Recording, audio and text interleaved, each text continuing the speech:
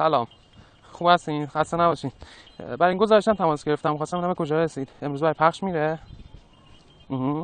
چی؟ نمیره؟ من این همه برای این گزارش زحمت کشیدم.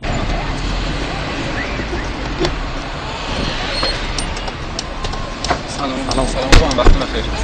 سلامت باشین. آقا همچین میزون نیستی، حالا همچین مناسبی نداری، چیه مشکله؟ یه خورده اعصابم خورده.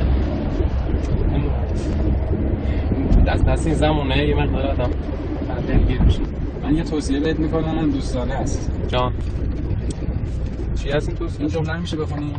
کدومو؟ اینی که اینجا نوشته. نگران نباش، حل میشه؟ بله. این یکی جمله رو میشه بخونی؟ به خودت سخت نگی. به خودت سخت نگیر. آخه آقا بالاخره دلتون خوشه شما. من یه توصیه به شما میکنم. این کتاب کار آقای مهدی منتصریه. ایشون یه لطف بزرگی کرده در حق جامعه. اومده شما رو با کمترین هزینه برده به دوره شیرین زندگی، به دوره کودکی، به دوره‌ای که فقط لذت می‌بردی. یکم بری غرق این کتاب بشی، احساس می‌کنی که کتاب خوندنم حوصله میخواد. حوصله کن، 100% لذت میبری ازش. صبر کن، زمان رسیدن به نتیجه نزدیکه. چقدر خوبه واقعا. کتابی که ندین انصاف فهمیدم. خیلی جالبه. من چقدر نگاه میکنم میبینم که حتی حرفاتونم که کاملا درسته.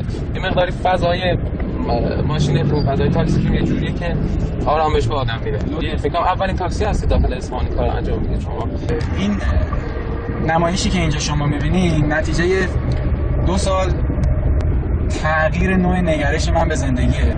سعیم برام بوده که فضای تاکسی رو تبدیل به فضایی کنم که هم خودم و هم مسافرام لذت ببرن از این فضا. این فضا تبدیل بشه به فضای شور و نشاط. یه روایت بود از امام جعفر صادق که نگران نباش، روزی تو رو کسی دیگه نمیتونه بخوره و تو هم روزی کسی دیگه رو نمیتونی بخوری. و این در وجود من تبدیل به یقین شد. حالا به هر شکلی که بود من لذت بردم از شنیدن یک چنین حدیثی. ما اومدیم این جمله همسفر گرامی، شما در تاکسی فرهنگ مجاز هستید. هر مبلغی که به نظرتان منطقی، منصفانه و عادلانه میباشد به عنوان کرایه پرداخت نمایید رو نصب کردیم اینجا. آقا دست شما درد نکنه، این کتاب خدمت شما باشه. خیلی واقعا زنده باشی، سلامت باشی. اینم خدمت شما. همین نکاتی که خدمت عرض کردم اگه توجه بهش داشته باشی همیشه از زندگیت لذت میبری. ما از دوستایی که به هر جهت در خدمتشون بودیم داخل این تاکسی خواهش میکنیم که یه جمله از خودشون برای ما بنویسن. آقا دست شما درد نکنه. ببخشید که وقت ممنون از جمله قشنگت.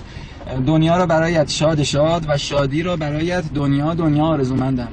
زنده باشی. سلامت باشین. خوشحال شدم. خدا نگهدار. علیاره.